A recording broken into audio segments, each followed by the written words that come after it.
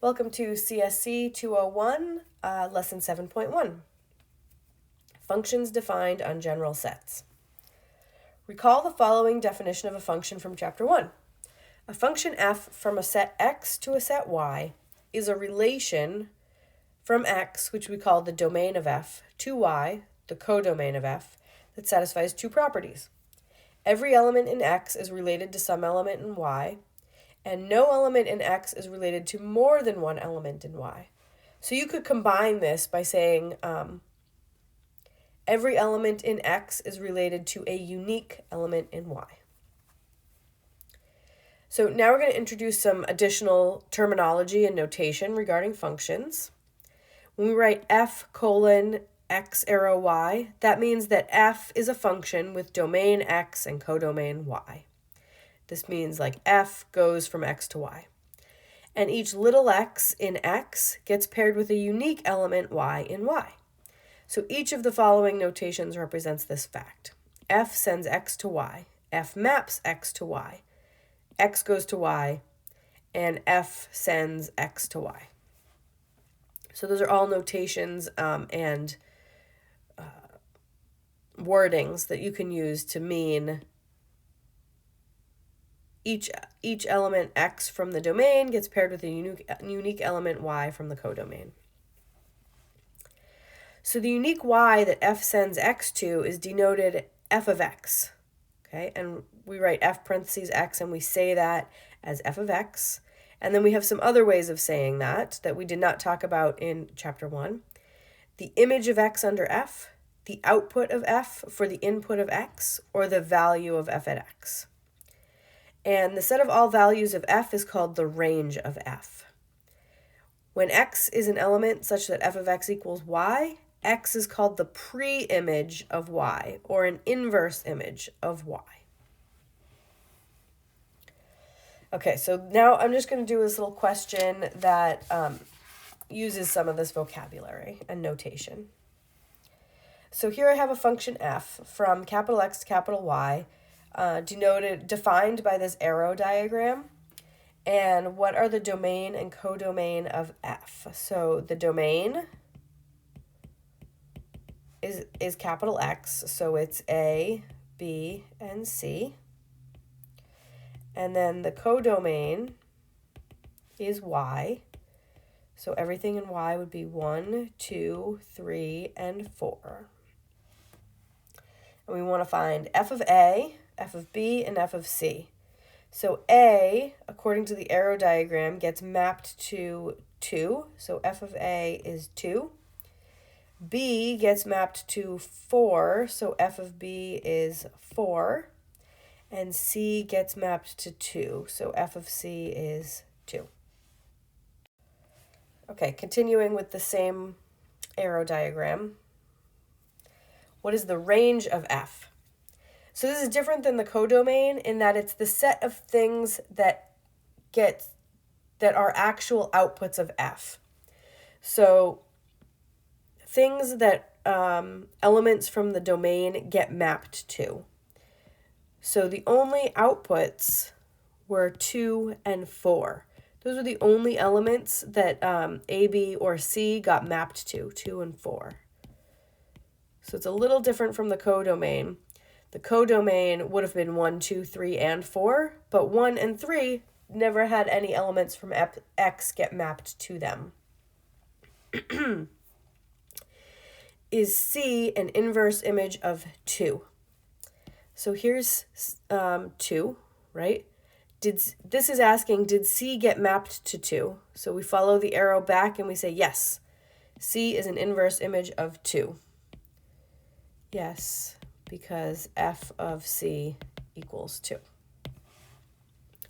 Represent f as a set of ordered pairs. Okay, so A gets mapped to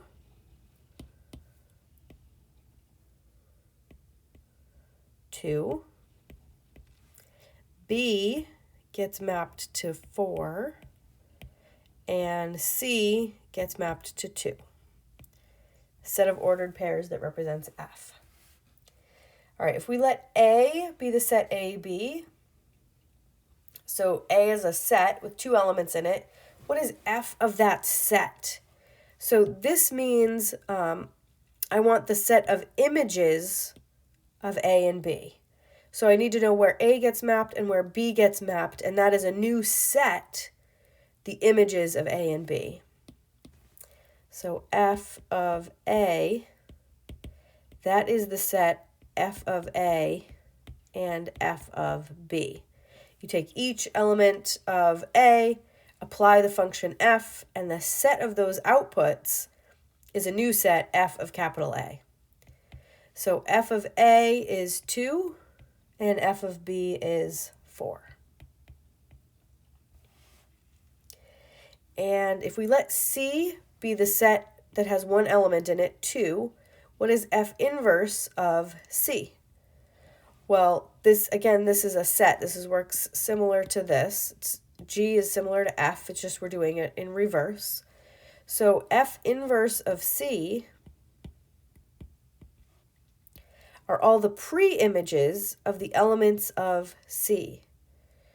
So this would be F inverse of 2.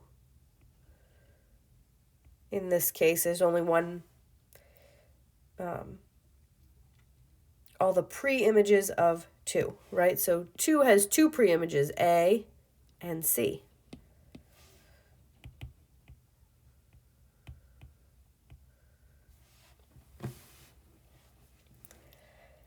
Okay, 4. Given a set capital X, the identity function I sub x is a function that goes from x to x, which means the domain is x and the codomain is x. We define it as the identity function of x equals x. That's why it's called the identity. Your input is x, your output is x for each x in the domain. So I want you to evaluate the identity of a lightning bolt, right? So I sub x of a lightning bolt is a lightning bolt, right? Whatever you put in to the identity function, maybe like a little house, right? You get a little house out.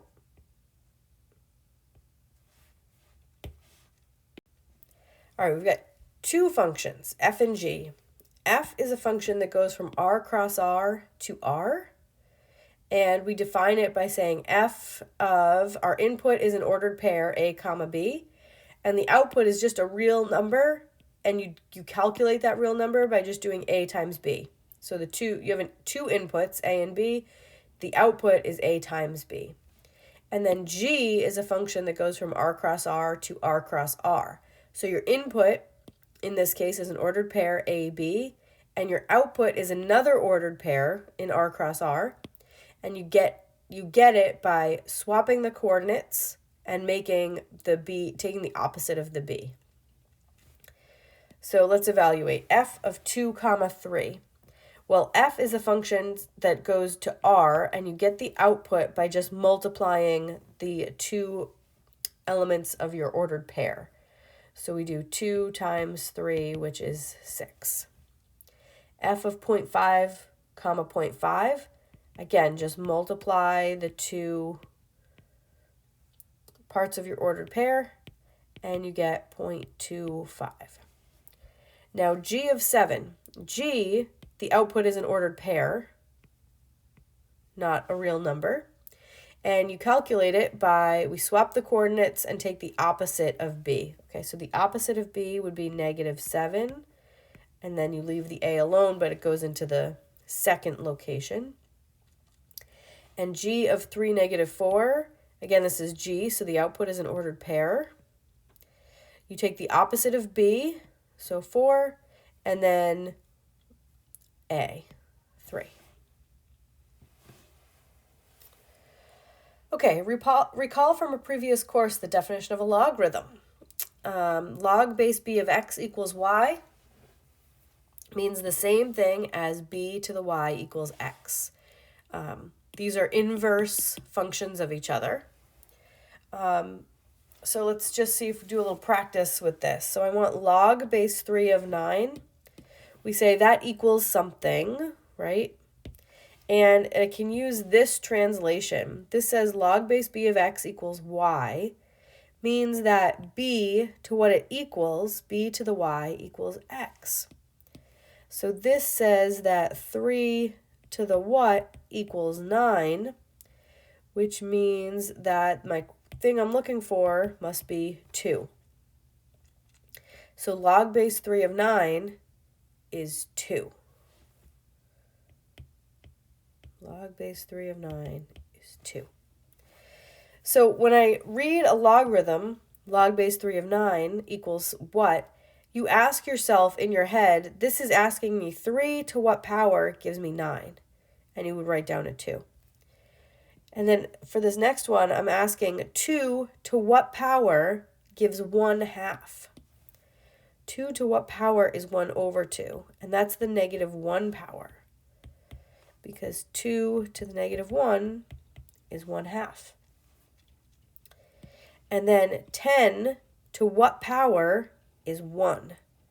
What power do I raise 10 to get a 1? And the answer is 0. 10 to the 0 is 1. Okay, let x and y be any sets, and let capital F be any function from x to y. Prove the following statement. For all subsets A and B of X, f of A intersect B is contained in f of A intersect f of B.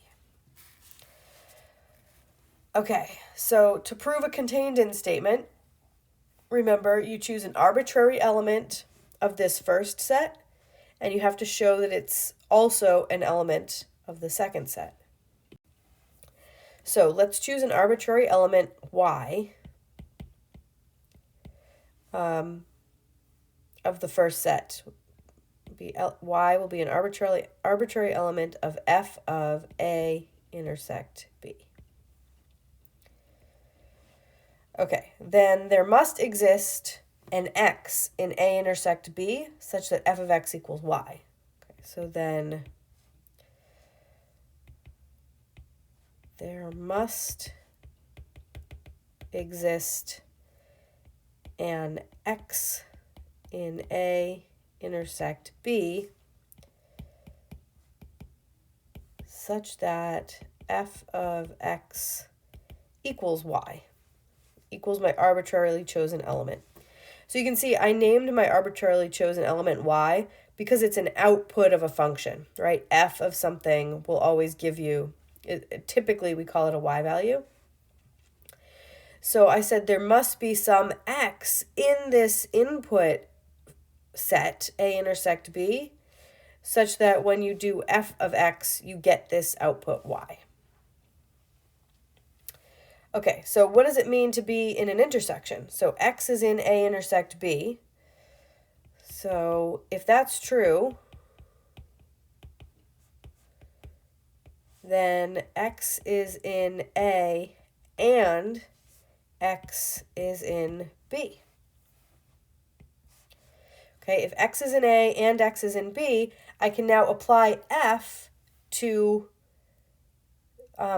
that element x, and I know you get a y, but it has to be in f of A and f of B. When you apply f to my element x, it has to be in f of A and f of B.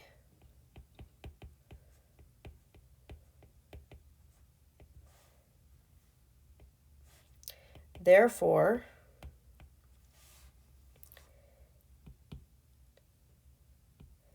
f of x is an element of the intersection. F of A intersect f of B. And that is what I was trying to show, that y was an element of this second set.